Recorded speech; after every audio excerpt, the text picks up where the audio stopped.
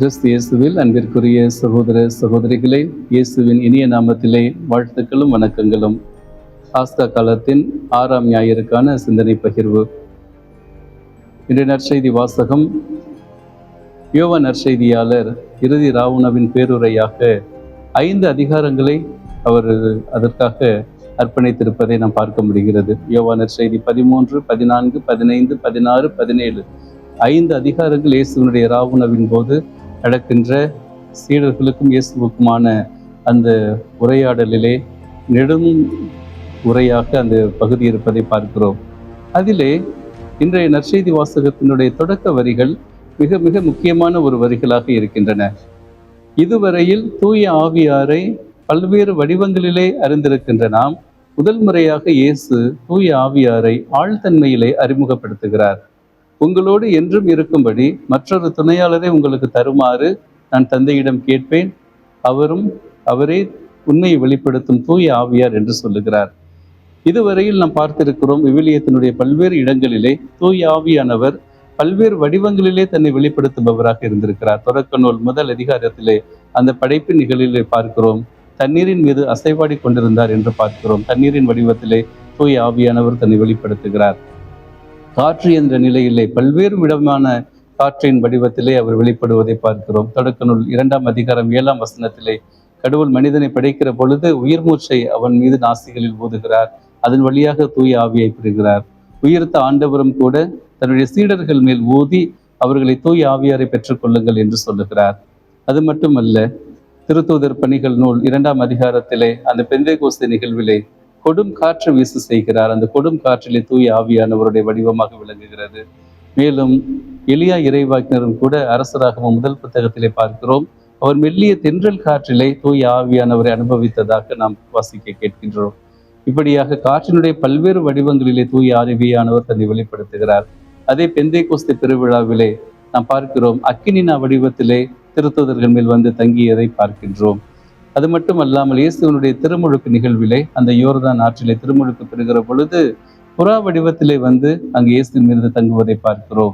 இயேசுவனுடைய உருமாற்ற நிகழ்விலும் கூட பார்க்கிறோம், அங்கு மேகம் வடிவிலே வந்து அங்கு நிழலிடுவதை பார்க்கிறோம்.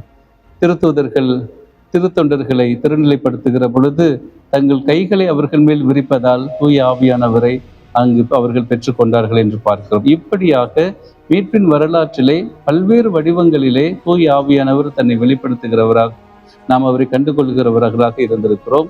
ஆனால் முதல் முறையாக நம் ஆண்டவர் இயேசு தூய ஆவியார் ஆழ்தன்மையில் இருக்கிறார் என்பதை தன் சீடர்களுக்கு கூறுகிறார். அன்பு சகோதர சகோதரிகளே, மற்றொரு துணையாளர் என்கின்ற வார்த்தைக்கு கிரேக்க மொழியிலே பாராக்ளைத்தோஸ் என்கின்ற வார்த்தை பயன்படுத்தப்படுகிறது. பாராக்ளைத்தோஸ் என்கின்ற வார்த்தையினுடைய ஆங்கில சொல்லாக அட்வொகேட் என்கின்ற வார்த்தை. இந்த அட்வொகேட் என்கின்ற வார்த்தையும் கூட லத்தீன் மொழியிலே அத் ஒகாரே என்கின்ற வார்த்தையாக வருகிறது. அத் ஒகாரே என்றால் அட்வொகேட் என்கின்ற வார்த்தையை நாம் எங்கு பயன்படுத்துவோம்? வழக்கமாக நீதிமன்றங்களில் தான் பயன்படுத்துவோம். வழக்குரைஞர், வழக்காடுபவர், நமக்காக வாதிடுபவர் என்கின்ற பொருளிலே தான் அந்த வார்த்தை நாம் பெரும்பாலாக நாம் பயன்படுத்துவோம். அதுதான் இந்த இடத்திலும் கூட பயன்படுத்தப்படுகிறது. தூய ஆவியார் நமக்காக தந்தையிடம் பரிந்து பேசுகிறவராக, அப்படிப்பட்ட ஒரு துணையாளராக, வெறும் பக்கத்தில் இருந்து பார்த்து கொள்பவராக மட்டுமல்ல, நமக்காக வக்காலத்து வாங்குகிறவராக, நமக்காக தந்தையிடம் பரிந்து பேசுகிறவராக இருக்கிறார் என்பதை இயேசு இந்த வார்த்தைகளிலே நமக்கு சுட்டி காட்டுகிறார். திருத்தூதர் பவுலும் கூட ரோமியருக்கு எழுதிய திருமுகத்திலே 8ஆம் அதிகாரத்திலே தூய ஆவியானவரை பற்றி நீண்ட நெடிய வார்த்தைகளை கொண்டு அவர் விளக்குவார். அதிலே 26ஆம் வசனத்திலே சொல்லுவார், நாம் வலுவற்ற நிலையில் இருக்கிற பொழுது நமக்காக ஜெபிக்கின்றவராக தூய ஆவியானவர் இருக்கிறார். தூய ஆவியானவர் நம்மை ஜெபிக்க தூண்டுகிறார். அவர் நாம் ஜெபிக்கின்ற பொழுது அவர்தாமே நமக்குள் இருந்து தந்தையிடம் நமக்காக பரிந்து பேசுகிறவராக இருக்கிறார்.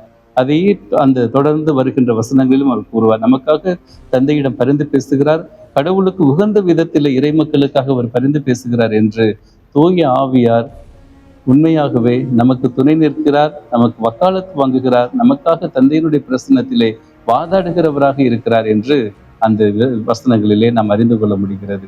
அன்பு சகோதர சகோதரிகளே, தூய ஆவியானவரை ஆற்றல் வடிவிலே அறிந்திருக்கிற நாம் ஆழ்தன்மையில் அறிந்திருக்கிறோமா என்பதை தான் இந்த நாட்களிலே நாம் நம்மை கேட்டுக்கொள்ள வேண்டிய கேள்வி. ஏனென்றால் அவர் ஒரு ஆற்றலாக, சக்தியாக மட்டும் நாம் அறிந்து கொள்ளாமல் ஆழ்தன்மையில் அறிந்து கொள்கிற பொழுது அவருடைய வழிநடத்துதலுக்கு நம்பிக்கையோடு அவருடைய கரத்திலே நம்மை ஒப்படைப்பவர்களாக இருக்கிறோம். மறைந்த நமது திருத்தந்தை சொல்லுகிறார், இயேசுவுக்கென்று பல ஜெபங்கள் இருக்கின்றன, தந்தையிடம் ஜெபிப்பதற்கும் பல ஜெபங்கள் இருக்கின்றன. தூய ஆவியானவரை நோக்கி நாம் ஜெபிக்க வேண்டியது ஒரே ஒரு எளிமையான வார்த்தை, வாரும் தூய ஆவியே, கம் ஓ ஹோலி ஸ்பிரிட். தூய ஆவியானவர் தான் இந்த காலத்திலே திருச்சபையை வழிநடத்துகிறவர், நம்மையெல்லாம் வழிநடத்துகின்றவர். ஆகவே அவருடைய வழிநடத்துதலுக்கு, ஆற்றல் மிக்க வழிநடத்துதலுக்கு, அருள் நிறைந்த வழிநடத்துதலுக்கு நம்மையே நாம் கையளிக்க, ஒப்படைக்க நாம் அழைக்கப்படுகிறோம். அவ்வாறு செய்கிற பொழுது நாம் உண்மையாகவே இயேசுவனுடைய உயிர்த்தெழுதலுக்கு சாட்சியம் பகர முடியும். ஆகவே இயேசுதாமே நமக்கு துணையாக இப்பொழுதும் இருக்கிறவர். அந்த துணையையும் தாண்டி தூய ஆவியானர் என்கின்ற மற்றொரு துணையாளரையும் அவர் தருவதாக கூறுகிறார். அவரை இந்த உலகம் அறிந்து கொள்ள முடியாது, அவரை பெற முடியாது என்று சொல்லுகிற இயேசு, அவருடைய சீடர்களாகிய நாம் அவரை அறிந்திருக்கின்றோம். ஏனென்றால் அவர் நமக்குள் இருக்கிறார், நமக்காக இருக்கிறார், நம்மோடு இருக்கிறார் என்று சொல்லுகிறார். ஆகவே அத்தகைய தூய ஆவியானவரை, நமக்குள் வசிக்கின்ற அந்த ஆவியாரை நாம் அறிந்து கொள்ள, ஆழ்தன்மையில் அறிந்து கொள்ள, அவரை அன்பு செய்ய, அவரிடத்திலே நம்மை நம்பிக்கையோடு ஒப்படைப்பதற்கு தேவையான ஆசீர்வாதங்களை தொடர்ந்து இந்த நாட்களிலே நாம் கேட்போம். ஆவியானவர் தாமே எவ்வாறு தொடக்க திரு அவையிலே அந்த கிறிஸ்தவர்களை வழிநடத்தி கிறிஸ்தவம், சீடத்துவம் நிறைவாக வளர்வதற்கும் பரவுவதற்கும் வழிவகை செய்தாரோ, அதுபோலவே நம்மையும் ஆட்கொள்ள எவ்வாறு நாம் திருமுழுக்கிலே பெற்றுக்கொண்ட அந்த அருளிலே, ஒவ்வொருவரும் திருமுழுக்கிலே பார்க்கிறோம், அந்த தண்ணீரால் நாம் திருமுழுக்கு பெற்ற பிறகு நம் தலையிலே, உச்சம் தலையிலே அருள் பணியாளர் திருத்தைலம் பூசி நம்மை அர்ச்சிப்பார், அபிஷேகிப்பார்.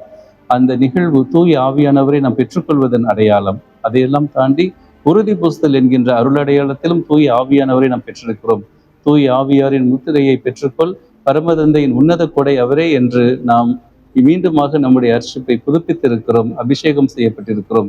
இந்த அருள் பொழிவு நிலைகளை அறிந்து கொண்டவர்களாய் அந்த ஆவியானவருடைய கொடைகளை, அருள் கொடைகளை பெற்று கனிகள் மிகுந்த வாழ்க்கை வாழ்வதற்கு தேவையான ஆசீர்வாதங்களை ஆவியானவரிடத்தில் கேட்டு இந்த நாட்களிலே ஜெபிப்போம். ஆமென்.